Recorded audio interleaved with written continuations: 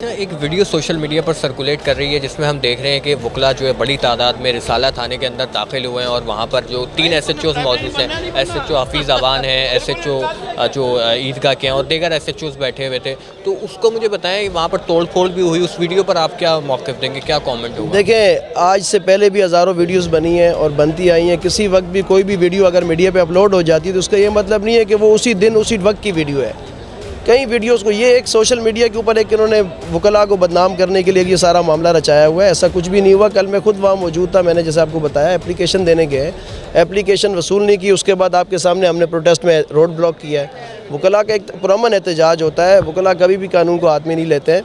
लेकिन अगर कोई हमें खामखा एक मामले में घसीटना चाहे तो अब आज भी आप देखिए कोर्ट में इसी वजह से स्ट्राइक की हुई है। हमारे पास पुरअमन एहतजाज का एक राइट है जो हम करते रहते हैं। जहांगीर कौन है? अरे इसको तो चंपे मारवाओ, लेके आओ, चुप कर दे। अपने थाने में चलो।